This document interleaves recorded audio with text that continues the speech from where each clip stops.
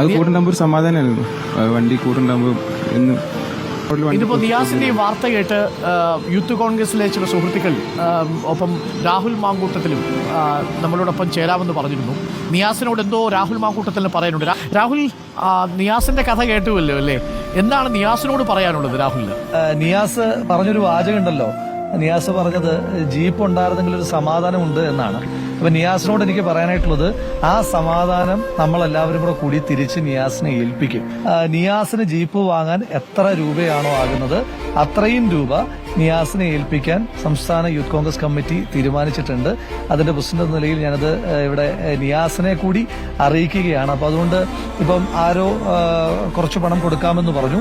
അവർ കൊടുക്കുകയാണെങ്കിൽ കൊടുത്തോട്ടെ, കൊടുത്തില്ല എങ്കിൽ പോലും കൊടുക്കുകയാണെങ്കിൽ അതിന്റെ ബാക്കി പണം, കൊടുക്കുന്നില്ല എങ്കിൽ മുഴുവൻ പണവും കൊടുത്ത് നിയാസിന് അതുപോലൊരു ഒരു നല്ല ഗംഭീരമായ ജീപ്പ്. ഇപ്പൊ ഇവിടത്തേക്ക് ജീപ്പുകളുടെ പ്രത്യേകത അറിയാലോ, 4 വീലാണ്. അപ്പം അവർക്ക് കൂടെ ഇണങ്ങുന്ന വണ്ടി വേണം. അപ്പൊ അതുകൊണ്ട് നിയാസിന് ഇഷ്ടമുള്ള വണ്ടി നമ്മൾ വാങ്ങും. നിയാസിന്റെ സമാധാനം നമ്മൾ തിരിച്ചു കൊണ്ടുവരും. കാരണം ഒരുപാട് ആളുകളെ ഇങ്ങനെ വീണ്ടും നമുക്ക് വയനാടിനെ ഒന്ന് പുനരുജ്ജീവിപ്പിക്കുമ്പോൾ വീണ്ടും ഒരുപാട് ലോകത്തിന്റെ വിവിധ ഭാഗത്തു നിന്നുള്ള ആളുകൾ നമ്മുടെ നാട്ടിൽ ഏറ്റവും സുന്ദരമായി വയനാടിനെ കാണാനായിട്ട് വരണം. അന്നേരം നിയാസിനെ പോലുള്ള സഹപ്രവർത്തകരാണ് അവരെ ഇവിടെയൊക്കെ കാണിക്കേണ്ടത്. അപ്പൊ അതുകൊണ്ട് നിയാസ് വിഷമിക്കേണ്ട, ഒരു കാര്യത്തിൽ പ്രയാസപ്പെടേണ്ട. അപ്പം നമ്മളെല്ലാവരും കൂടെയുണ്ട്. രാഹുൽ, നീട്ടത്തിൽ പറഞ്ഞത് കേട്ടോ? ജീപ്പ് വാങ്ങാനുള്ള മുഴുവൻ പണവും യൂത്ത് കോൺഗ്രസിലും രാഹുൽ മാങ്കൂട്ടത്തിലും കൂടി ചേർന്ന് നൽകും എന്നാണ് അറിയിച്ചിരിക്കുന്നത്. അതോ ഒരുപാട് വൈകാതെ നൽകും എന്നാണ്? കേട്ട് വളരെ സന്തോഷം. സമാധാനമായോ?